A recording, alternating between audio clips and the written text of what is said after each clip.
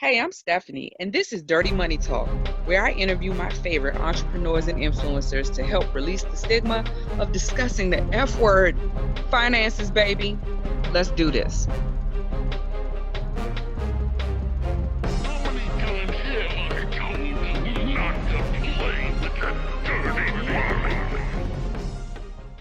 What's up, y'all? This is the Dirty Money Talk, in case you didn't remember. I'm your host, Stephanie Arrington, and here's my co-host. Walton in the house. You already know. The dynamic duo, we back again, y'all. Back again. Talk about more money. More money. And more problems. And we'll highlight some of those issues in today's Black Wall Street update. There have been, dozens and dozens of stories this week about massive staffing shortages and subsequently, airline cancellations. So there were flights that were getting canceled on American, Spirit, and others. Dale, what are your thoughts on the cancellations? As vaccines came out. When the vaccines came out, they opened up everything, and people immediately started traveling. I mean, immediately. And I was one of them, jumped out there. People was cooped in the house for, a year, essentially. And when they opened it back up, people immediately started traveling. So it made sense. The demand for the flights just went up, and they didn't have enough people, because they let them all go, to have enough planes to service all the demand. Another thing that impacted the airlines this past week, there were storms. So of course, we cannot control Mother Nature and what she will or will not do on your vacation. However, she came through to remind y'all, this ain't just about COVID. So they had storms that caused delays. As you mentioned, that there were staffing shortages because of, tough decisions that had to be made earlier on in response to lack of demand. So once again, y'all, we want to highlight that supply and demand impact everything around you. Prices, availability of flights, availability of, the labor force. If you can't afford to pay these people to come back and put their lives on the line, then you're going to end up with a serious shortage. And not to mention, there had to have been, in that 600,000 some odd people that passed away last year, I'm sure some of them were airline employees or adjacent. Our next story in our Black Wall Street update, it actually talks about some of the things you should consider before deciding to quit your job. During the pandemic, as you know, everybody was home, and a lot of employers are now saying, hey guys, let's come on back. We want you back in person at least some part of the time. So now employees who I guess are feeling empowered and emboldened, they're like, I don't have to take this, and I'm not coming back. There are a few things that you should consider before you make that leap. What are some of the things that one should seriously consider before deciding whether or not to abandon or resign, as employers are asking for folks to come back in person? The first thing is, are you ready, or do you have a backup plan if you decide that you want to have a hard stance on going back to work? What's your plan B? If you're not going to work and you don't have an income, are you going to go early retirement? Are you at that stage in life where you feel like you can early retire? Or because I can assure you that these companies are paying leases on those buildings and that office space. Mm-hmm. And they're going to get a return on that money. And the only way they get a return on that money is for people to actually be sitting in the chairs in those offices, So I think the first thing you need to determine is if you have a plan B. what are you going to do if they call you bluff and they say, no, you cannot work at home? If you cannot, get work at home 4 days a week and come in one, you know, um, there are some companies that it seems like they're adjusting to this and like thinking about the long term and actually trying to do some kind of permanent type of work at home, more type things, but you got to find them. It's not a whole lot. I mean, most companies were in a traditional stance where they had a brick and mortar building for their business, and they got to fill those people, fill that building with people, or else they're just paying the lease for nothing. Companies, they have these corporate leases on these, corporate spaces, especially, we live in the Washington, D.C. area. So I'm picturing all of like Farragut North, Farragut West, all the downtown, commercial districts. National Harbor, yes. What happens is you have to balance the needs of the company, which is employing all these people, and the needs of the humans, the individuals, your labor force, who have proven, by and large, that they can still do their job as well. I'm going to say at least as well as they were doing it in person. So then it's like when you frame it the way you just said, hey, they got to get a return on something, because they paying all this money. We got to get this building filled up. I think that's where the moral dilemma comes in of like, money over lives. What if you cannot ever go back to full capacity and, have people in the workplace Monday through Friday, 40 hours a week? If that model is outdated and it's not going to work for the post-COVID era, what are some ways that business owners can offload the corporate leases? A lot of them really could break their leases with a good reason right now. You talk about additional costs. You talk about stating that if they keep having to pay this lease, but the employees won't come in, that they can't afford to do business. Therefore, they'll go out of business and they're going to lose the lease anyway. If corporations wanted to, I think they could get out of a lot of those leases without any problem. But the question is, do they really want to? I'm getting the overall feeling that they don't want to. They actually want to go back to that brick and mortar, having people in the office, because I'll tell you from a managerial point of view, it is harder to manage people when they're all remotely. They're all remote, Now, managing people or managing the work? Because managing the people is one element of it, but is your work getting done? And does that vary based on your role or your function at the company? You manage the people to manage the work, right? Mm-hmm. Because if you manage the people, you're actually technically managing the work. You're like you said, you're hoping it gets done and gets done efficiently. But when there's certain times you can't find people, you know what I'm saying? Like you need something done, you can't find them. They saying their VPN is down, or they're having some other various problem that's related to them being at home or being away. Like their water just stopped, their power went out. There's things that happen at home that don't happen at work that you have to deal with.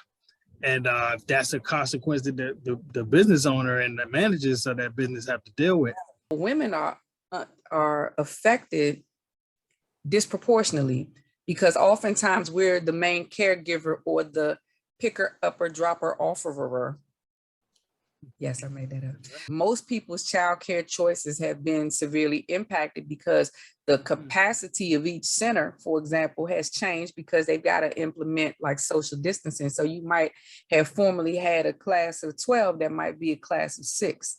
So that creates a huge shortage of childcare options for women. And so, again, I am a mom and I have my youngest are in middle school and elementary right now. And if I had to go back to the old model and show up in person at an office building for 8 hours a day, it would be at a hardship for me and my family. Even corporations have landlords. So there has been a moratorium placed in effect the CDC put a moratorium on evictions. Yes. So what are your thoughts about the moratorium and the Biden administration's response? It's expected. It's expected. When I saw that they were lifting it, I couldn't believe they were lifting it. Because they got the new scare thing coming down the road, and I can What's see that? it building. Delta, the next one's coming, and that's going to cause a panic and a reaction. Like I expect another, stimulus, another new round of unemployment. Even though we can't really continue to keep affording to do that, it's coming. But what's the option though? And we don't expect you to answer that all in one day, but you did have an update on our Black Wall Street report last week. Yeah, so there was a bit of a correction on last week's episode. So we were asking, I was telling everybody and our followers, our listeners about the chips, how the chip market has decreased. So that was causing the price of everything to go up, and stuff that we wouldn't think or didn't know, like the price of cars to go up, in particular used cars, because the demand of used cars go up. But anyway, in that conversation, you had asked a very valid and interesting question. Does Apple make their own chips? And at the time, I had said, no, they don't make their own chips. But a company like that would acquire another company to make the chips for them, and they would just acquire that company and be underneath the umbrella. Well, it turns out that this year, Apple actually did start making their own chips for the iPhone. And they're up to about 40% of making their own chips.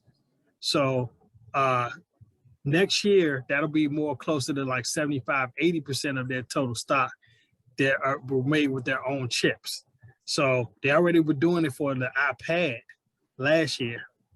And they just started doing that last year. So that's why it's so new and I didn't know anything about it. But they just started doing that last year. This year, they started doing it for the iPhone. So they've broken off their relationship with Intel. Intel will no longer make their chips. They were who making their chips up to last year.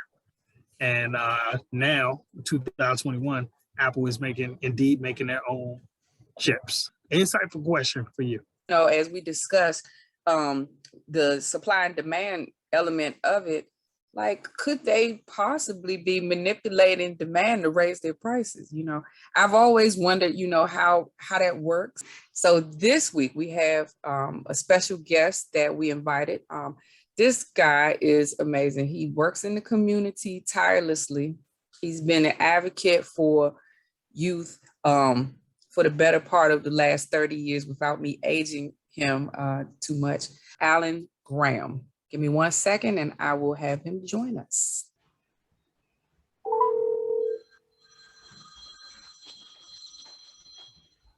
You can hear us, phone? Yes. Hello. Hey, what's up? Avon calling. Avon Barksdale. Hello. Yeah, what's up? Hey. All right, let me give him a drum roll real quick.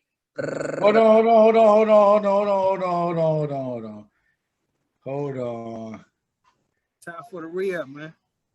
Oh, what's up, brother? What's up, homie? What's going on with you, man? Where my camera at? Show the video. You see me on the video. There he is in the house. Live and direct. Mr. Change Management Consultant Group. This is my guy, y'all. This is Alan Graham. Alan M. Graham, excuse me. My brother, how's it been? How you been? Chilling. How you doing? We are doing great. Glad to see you. Yeah. Like a friend, my brother. Likewise. All right. Well, thank you for joining us on the Dirty Money Talk podcast. This is where we break it down to our listeners and followers. We bring real life economic stories home to our community. And in this section, we highlight and feature aspiring, current, future entrepreneurs like yourself. Now, Alan, in all fairness, is he's a serial entrepreneur, which means Cereal? Oh, hold on. You're gonna have to coin that one. he's a serial entrepreneur. He's got a lot of amazing things going on right now, like right now. All right. So, Alan, would you mind telling our wonderful 3 listeners about yourself and the organizations that you are the king of? Let's hear it. First of all, I'd like to say just thank you. Thank you for bringing me on to Dirty Money Talk with precise business solutions. You know, That's right. And I say that with sincere compassion, because without you, it wouldn't be no me. So let's just put that out there. You know, I'm not here to sugarcoat anything. I'm just here to just let you know straight off the bat what we're about.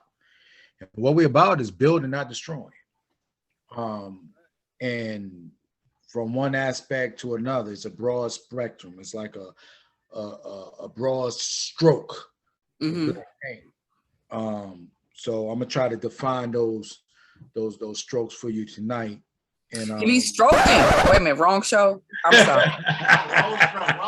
Well, this is the Dirty Money Talk. Video edits right now. Let's class time. That's what I be doing. I be stroking. The clip now. That's an edit right there. That's a production edit right there. I see it. Oh man, y'all too funny, man. Y'all too funny. I see it coming. We would like to hear more about a fantastic organization that helps young men throughout our community, right now operating out of Montgomery County, Baltimore, and Prince George's County. This is none other than Thugs Inc. That's Thugs Inc. Yeah. .org. Okay, because we want people to be able to find you. And we are also on Instagram as Thugs Inc. Thugs Inc. Yeah. We are Man to Man. Okay, that's a program. M2, the number 2, M.org.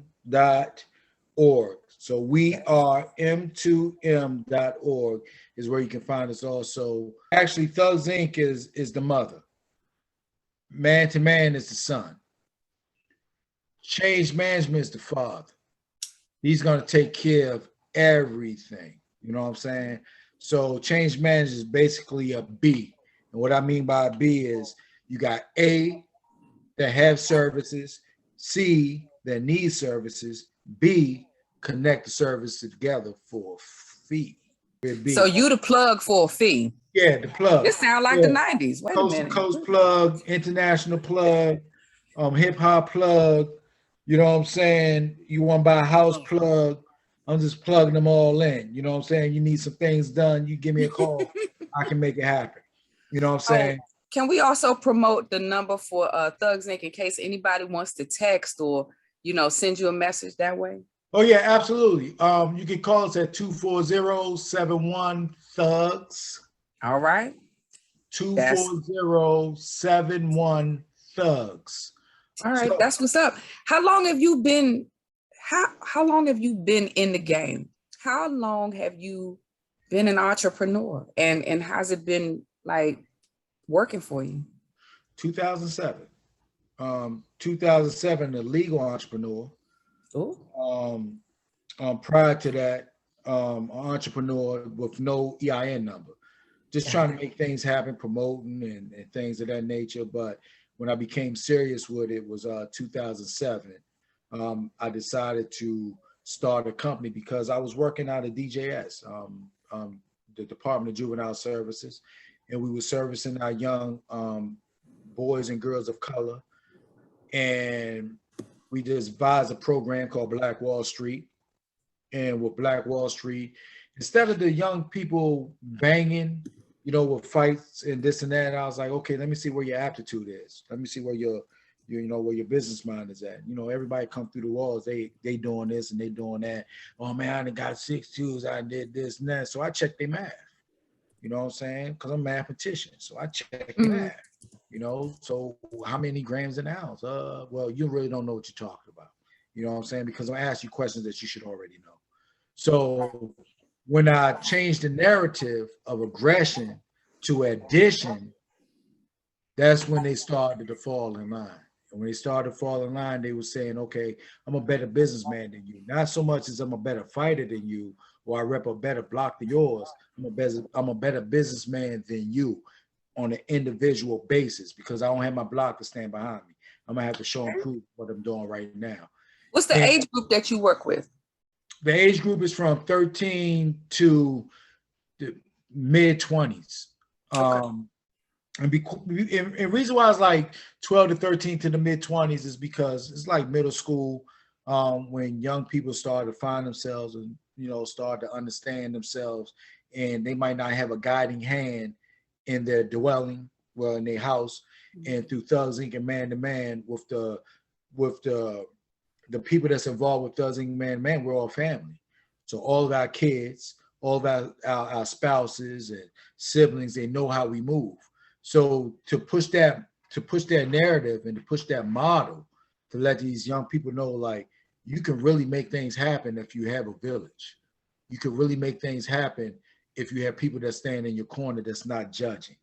And that's Who stood in your corner and didn't judge? Oh man, multiple people. Miss Hill from Watkins Mill, my counselor. Mr. Sam Sell, my English teacher.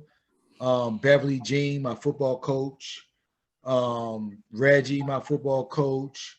My life coach, my mom, my pops. And reason why I didn't state them first, because they're the obvious. Yeah.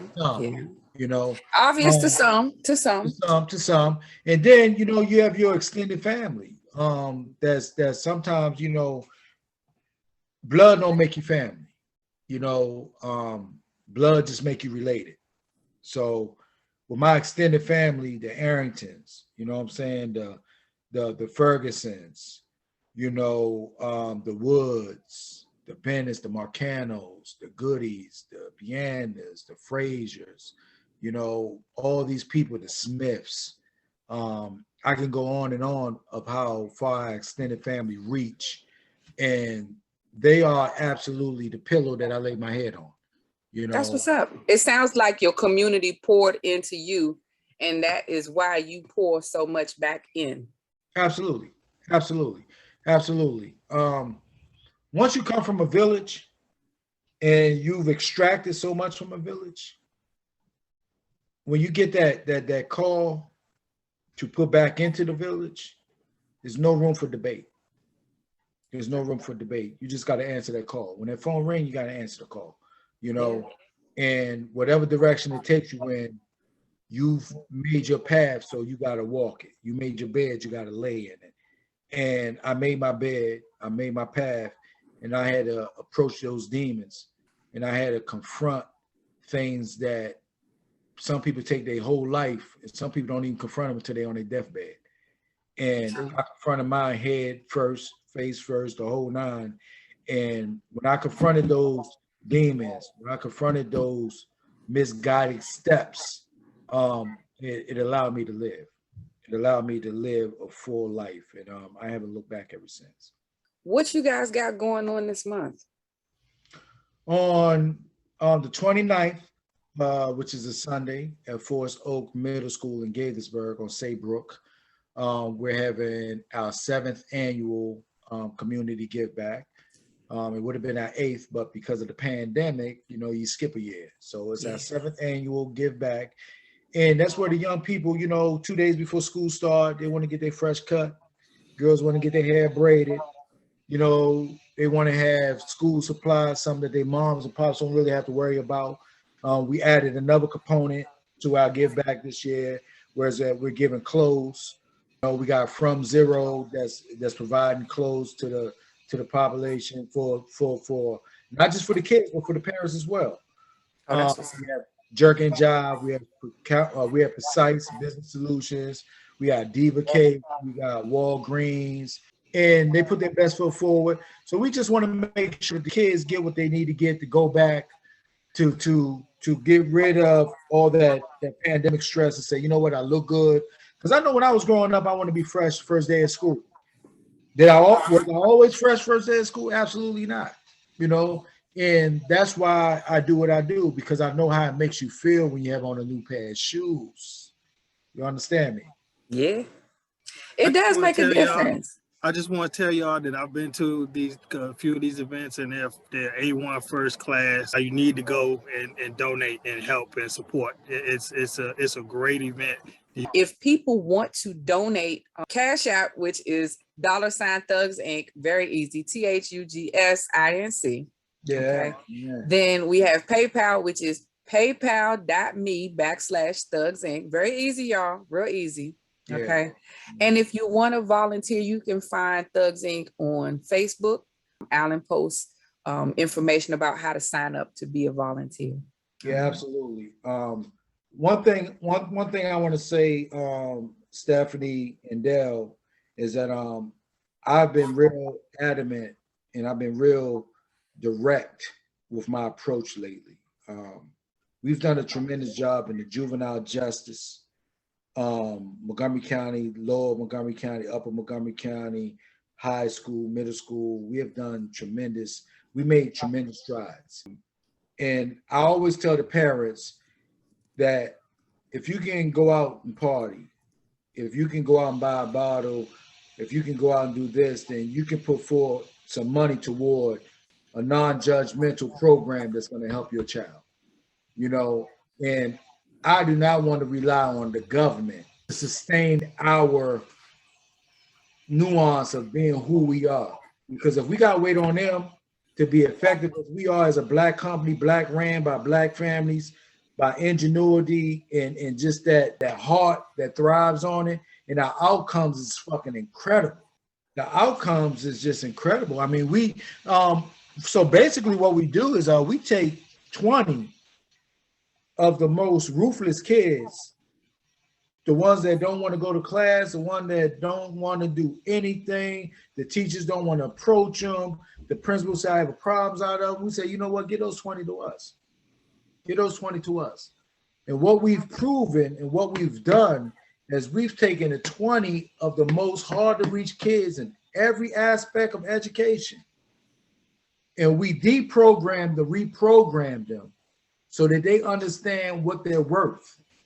When they understand their worth and they understand who they are and what they represent and what was sacrificed for them to be at the point that they're at, it makes a huge impact. We have kids right now going to D1 schools for sports. We have a young man that's going to medical school to be a neurosurgeon. That's what's up. And these are the young men that they threw away, saying that, you know what, they don't want to listen and we can't approach them. And what we did was we made them change the narrative. We made them change the narrative on our Black and brown children. And the only way that you can do that, you have to do it from the heart. You can't read a book. A book cannot tell you what we do. The 3 codes of man, 7 pillars of understanding. You know, I won't judge because I've been judged. I would always say please and thank you. Honor, loyalty, and respect. You know, respect don't cost you anything, but it take you further than money. You know what I'm saying? It's just laying who you are as a human being, as a person. Because at the end of the day, if I open the door for a Mrs. or a Mr., you know, and they're gonna say thank you, sir. I'm like, nah, thank you. You know, I'm being a gentleman. You can be a thug dressed gentleman. You can be whoever you want to be. Our sole goal is to have you be a chameleon, but not be fake. Meaning I can adapt to any situation and still stay true to myself. That's who a thug is. What you're describing is the epitome of Black Lives Matter at the micro level. So this is how it hits home. I know that, you know, you do a lot of work in the community, and unfortunately, some of the people that you work with and some of the communities that you work with are targeted by police in the most negative fashion. What has been your experience, and how do you manage to juggle all of that and stay sane? How does that work for you? Well, it's not easy, but as Dale can chime in, and as yourself, you know what I'm saying, as people of color, you know, we wake up the same, but our days are different. You know, we got to go through the motions. We have to try to figure out how we're gonna move accordingly. without being behind their bars and systems. You know what I'm saying? So basically what we do is, you know, with the Colin Kaepernick Foundation, Know Your Rights, when they reached out to us, you know, I really thought that it was just a joke for real. Like, you know, Colin Kaepernick, and this is at the height of when he took his kneel and saying, I'm not standing for the national anthem. You know, so there's a lot of things going on with that. So when they reached out to us, and shout out to Colin Kaepernick and Miss Pat Robinson, the executive director of the whole Know Your Rights camp. When they seek companies in Maryland, they only pick like 5 companies.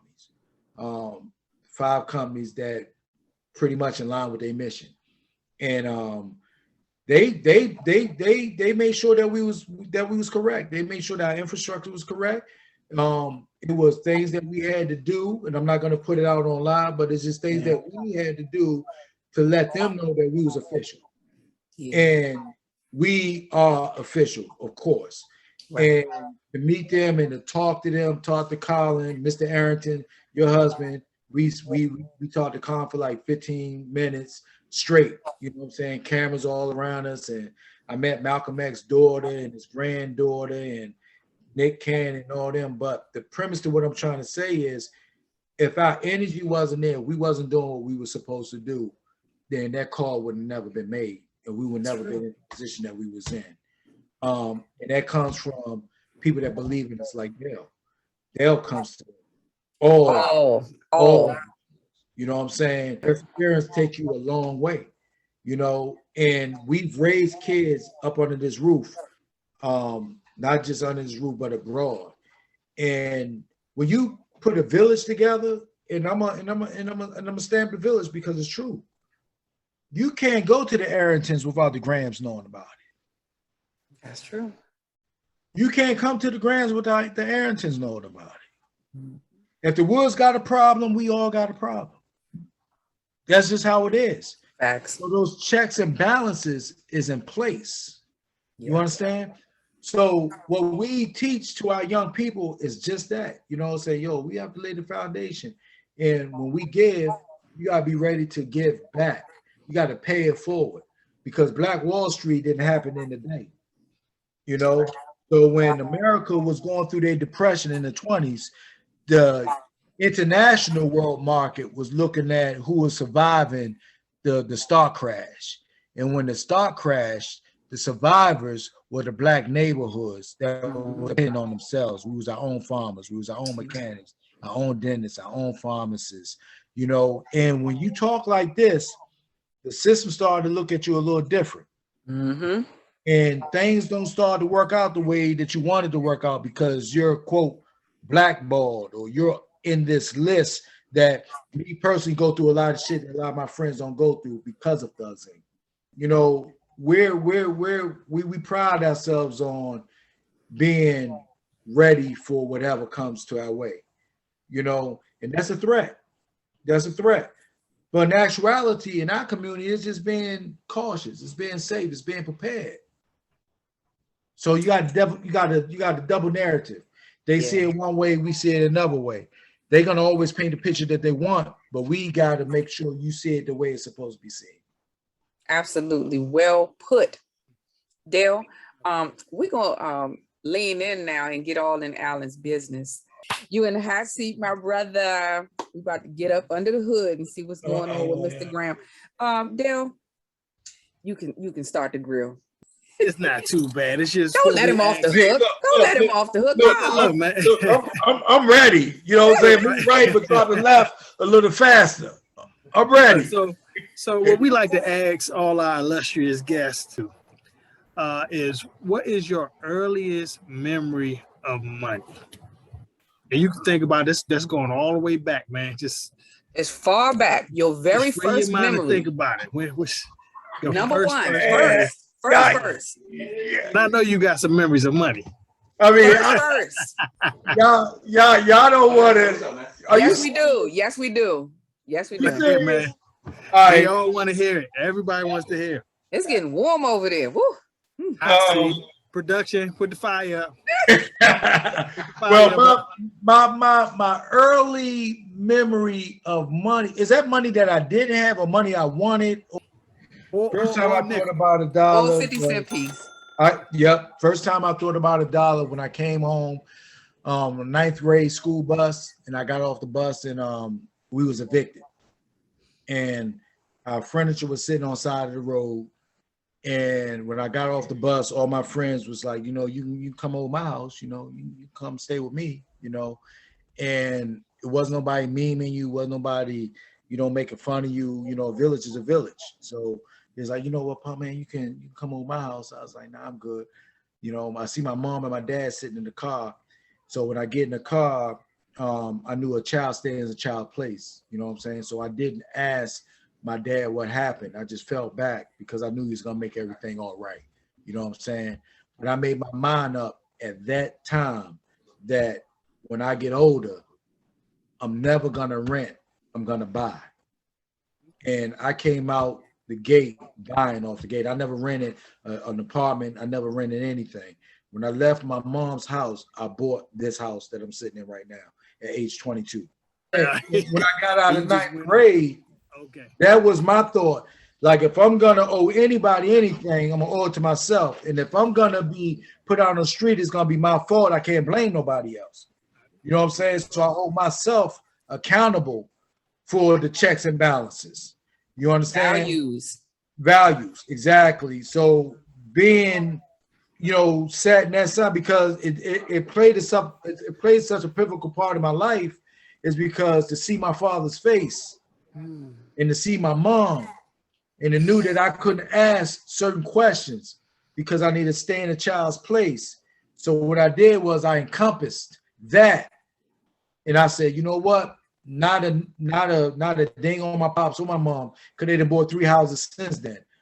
I said that I'm gonna hold myself accountable, and I'm not gonna let no hood, no landlord put me out on the street. If I'm out on the street, it's because of my negligence, and I'll be able to swallow that easier than having somebody else put me out on the street. Okay. So question number 2, my man. What did your parents, speaking of moms and dad, what did your parents teach you about money? Nothing. Really? I guess not teaching you is teaching you something too, though, right? Yeah. Not teaching me was teaching me. And to be honest with you, my mom and my dad dropped out of school. I think he was in 8th grade. And my mom went to 10th grade. And right now they sit in the property right now. And this is probably going to be worth over $500,000. Their third home that they bought. And they very money savvy. I just left them. And my partner's right here, it's like pocket full of money, so they learned as well, they learned as well. And I learned from them. And one thing I learned about, money don't make a man, man makes money. So that's what I learned. My father says that all the time, like, son, money don't make me, I make money. That's right. That shit don't mean nothing to me. Values. It's values. It's that please and thank you. It's those respect modules that we learn along the way. That's going to take you further than money. Because if you needed a high school diploma to have the job that my dad had, he wouldn't have got it. Because of the man that he was, he got it. And he knew then that this is an opportunity for me to do something for my family, and I got it. And that's what I instill to my kids. And that's what we put into our cousin curriculum to send it to other kids. So my father's and my mom is actually raising probably like 300 young men and women right now at this time. Before, that's some wild shit. You know what I'm saying? Like, for real, like, I've really never, it's the realest thing that I ever could say. You know what I'm saying? And it's just, that's what it is. It's life. And I'm gonna tell you something, man. And just a shout out to my wife, because I went through some money shit. I was a street dude, and when I gave the streets up, I knew I couldn't straddle the fence.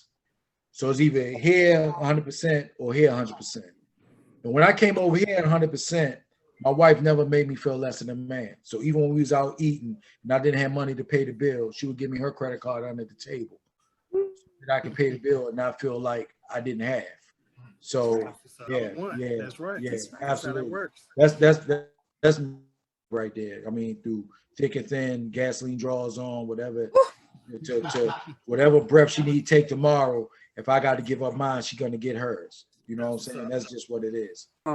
Relatives are actual happenstance. You know, you could randomly be related to somebody, as you can find out on any of these ancestry sites. You might be randomly related, but to me, family is greater than relatives to me. Family are the people who show up consistently and support you. Whether you're up or down, you can count on them to be there. I just found out who my great ancestors are. The shit fucking blew me out the water. Who? Donald Trump? No, worse than Donald Trump. Worse. Oh no, worse. I'm all ears. What? Robert E. Lee. What? Wow. Yeah, imagine that shit. I'm gonna turn the flames all the way up on this shit. Right. Which one was that? Ancestry or 23andMe? Man, listen, bro. Robert E. Lee, the general, the Confederate motherfucker that, you know what I'm saying, racism, fuck blacks, and all this and that. Yeah. And I'm a revolutionary, so I got the revolutionary blood in me for the blacks, though. Right. You know what I'm saying? So at one point, I was like, I get it, but fuck him. But it's, you know, when I found it out, I'm telling my mom, they looking at me like, what the fuck? I'm like, yeah, what the hell going on here? You see this? That motherfucker would have hung me for that. Liggity black. I would have took the motherfucking rope and did it my motherfucking self if I knew to be a part of that shit. You know? But it goes to show you. It goes to show you. Everything that you motherfucking do in life is gonna come right back around and it's gonna bite you in your motherfucking ass. You know what I'm saying? Mm-hmm. He couldn't see, he ain't seen a motherfucker like me coming through. Right. He over there rolling over his dusty bones in his grave. As he should. While we got the flames up high, got these coals over here roasting. Let me finish up with this roast. I'm still going through that shit, man. I need a motherfucking drink. I feel your pain, man. That's the after party. We got a separate Zoom link for the after party.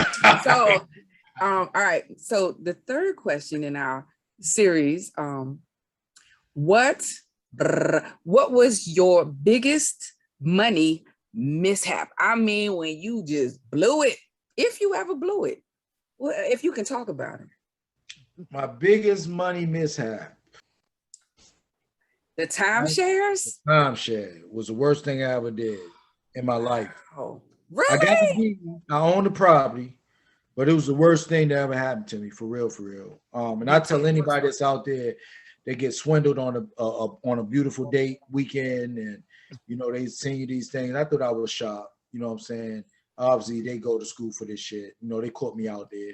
You know, but that was the worst thing I ever put my money in. Why? Because, first of all, it ain't even really yours. You know, you gotta. You're sharing. Yeah, you're sharing a property that you actually paid for, but not just you. Everybody else paid for that motherfucker too. Everybody paid for it too. They got a condo that they got 15,000 motherfuckers paying for. It's the greatest scam in the world. You know what I'm saying? Oh, yeah. The greatest scam in the world. Ain't like you gave me a deed, you gave them a deed. We all own pieces of this motherfucker, but we don't own it. It ain't like I can go up there and say, you know what, let me sell this. I can sell my piece. You can sell your piece, your share. Can sell your whole doorknob, huh? As soon as you start talking about shit like that, shit always happens. Like, man, what the fuck? I dropped the call, but I got all bars. Now they jumped up in this joint. Robert E. Lee. Stop being disrespectful. And I was the Illuminati trying to shut them down about telling everybody about timeshares. Yeah. Exactly. Oh, Alan, cut him right now. cut his mic right there. I'm doing shit. We want to speak the secret. You know what I'm saying? Like, we getting 10 times the value of this house right now. Yeah, get off my property, sir. Right. I'm licensed. You don't get off my property and put one in your ass. Bleep, bleep. You said this is dirty talk, so fuck it. It We're gonna is. talk It dirty. absolutely is. Oh, we get All dirty right. on dirty talk. So we got one last closing question for Yeah. the illustrious Alan Graham. That's right. I said illustrious this week. Thank you. Wow. If you could go back and tell young Alan something about money, what would you tell him? I tell young Alan, do what you did, but go harder in the paint. You didn't do anything wrong.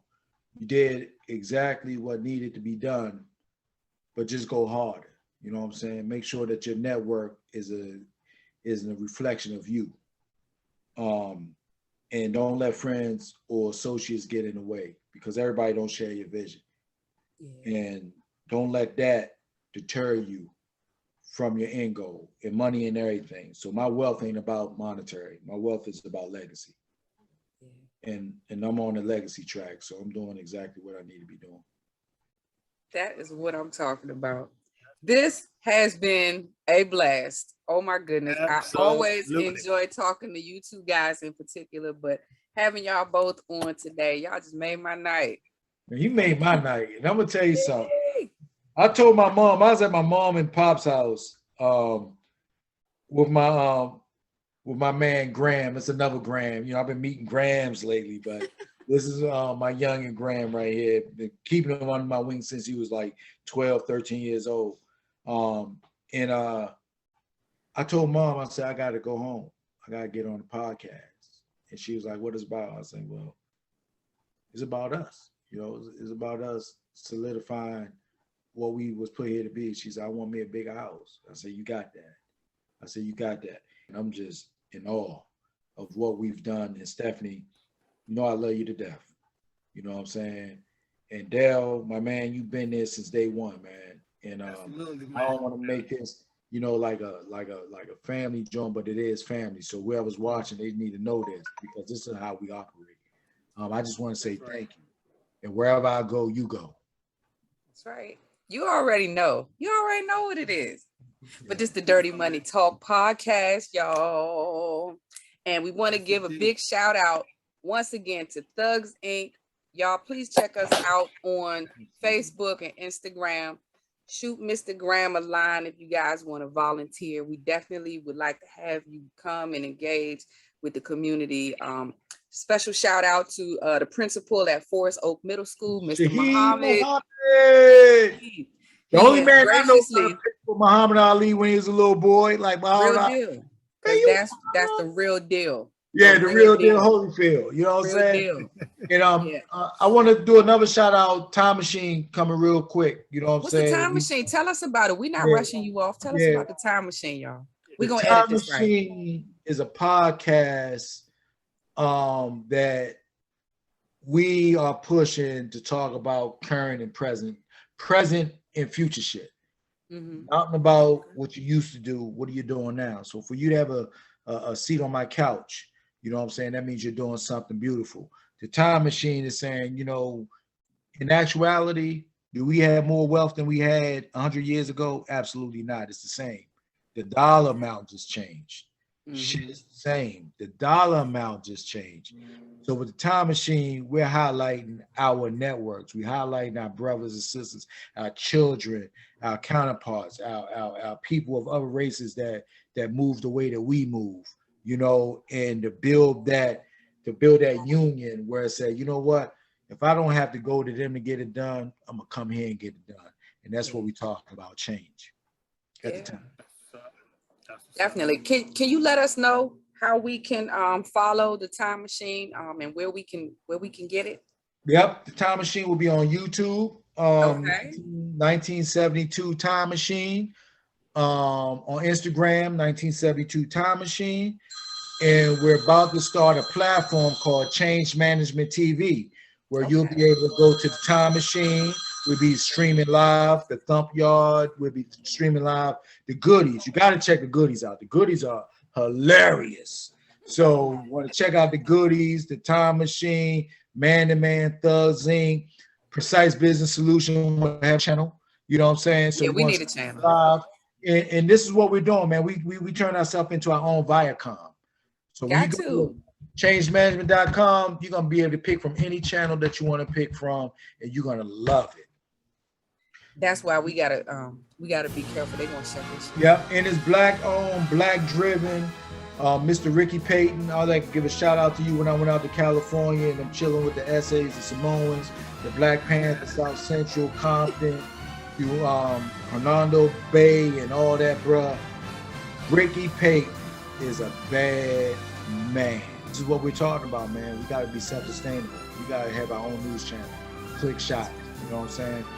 We can go. Can I audition for an anchor role? Hi, good evening. Oh, This is Look, Wait a minute, forget this. Look at that face. How can you not put that face on the news channel? And she gonna get it straight.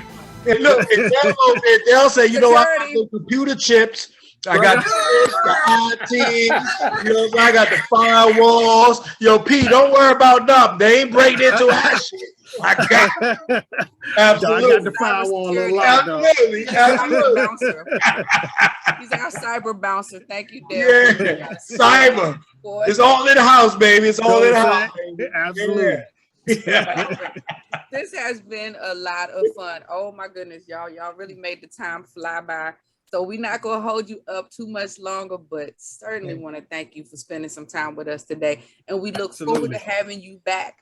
Thank you. Okay. All right. So let us know how everything is going, and we'll be glad to keep our 3 listeners updated on what's happening over there. Absolutely. And it'll be 6 by that time. It'll be 6 by then, because we want you to what? And I'm gonna tell y'all one thing before we go. What's up? I love being black. I Ain't love nothing like where it. I'm at. Ain't nothing. And don't let nobody tell you that, you know what I'm saying, being this ain't what it is, because it's everything that it's supposed to be and more. So don't He's get it right. twisted. Right. He's right, y'all. He ain't lying. Ain't no lies That's right. told. No lies detected. Oh, yeah, and another thing. Go to Brown Box Specials IG, because if you want to eat good and feel good, you know what I'm saying? Wait a minute. Brown Box is back? Yeah, well, you know, that's my other company. Brown Box. Yeah. I'm going to call you when we get on. Yeah. Well, he just got a million of them. I tell you, every time He's it's a another one. serial entrepreneur. I'm telling you. He's a serial entrepreneur. That's what it And the is. plug. He's Yeah. a serial Got it all entrepreneur, going. and he's the plug if the price is right. Going. Well, thank you. Absolutely. My dude. Hey, I love Give y'all, my love to man. the family. Absolutely. All right, Alan. Y'all be All right, good. Alan. Thanks again. Okay. Man. All right, see Thank you All later. right, brother. Be safe. Bye. Oh, man. That's the best. Yeah. Get out. Out. He said, I got more to say. I ain't finished. And we sure he's not finished, but we gonna have to wrap it up. Wrap Anyway. that gavel up, B. And that's what we gonna do right here. So once again, thank you so much for tuning in to this week's installment of the Dirty Money Talk podcast. I am your host, the luxurious Stephanie Arrington. And this is my guy. No Mike Dale. This is Dale, Firewall Extraordinaire. On that note, we'll see y'all next week. Have a good one. Bye. Bye.